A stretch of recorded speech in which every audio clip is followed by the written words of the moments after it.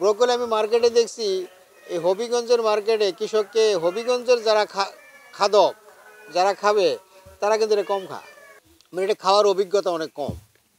কিন্তু আমার আরেকজন কৃষক ছিল, আমাদের আরেকটা প্রকল্পের অধীনে ছিল, ওর প্রায় 2 বিঘা জমিতে এরকম ব্রোকলি ছিল। আমার প্রথম প্রশ্নটাই ছিল, কারণ আমার কিন্তু হবিগঞ্জে 4 মাস হয়েছে, আমার অভিজ্ঞতা খুব বেশি না, 4 মাস হতে চলতেছে আর কি।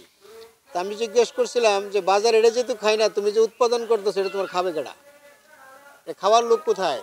বাজারে যদি না কিনে তুমি কি এটা সিলেটে নিয়ে সিলেটে নিয়ে বেসপা না ঢাকা নিয়ে বেসপা? তার একটা স্মার্ট উত্তর ছিল, তার স্মার্ট আনসার ছিল, বলছে স্যার আমার বাজারের কোনো সমস্যা নাই। তো বাজারের সমস্যা নেই, বাজার কিনে কেডা?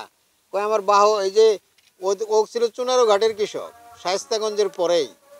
বলছে আমার তো প্যালেস আছে, বাহুবলে একটা প্যালেস আছে না, প্যালেস আছে তো, এই প্যালেস নাকি তারে বলছে যে আমরা এটা খুঁজতেছি একজন ভালো কৃষককে, যতগুলা ব্রোকলি হয় ততগুলো ব্রোকলির প্রতিটা পিসের যেমন এই মূল্য দিয়ে তোমার ক্ষেত থেকে আমরা নিয়ে যাব, তুমি অন্য কারো কাছে দিবে না, বিক্রিও করবে না।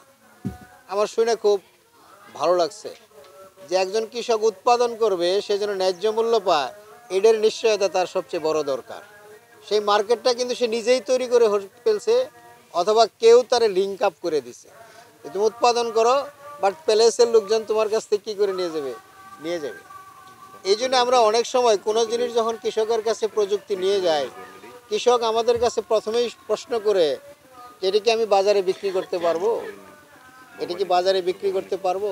করতে পারবেন না।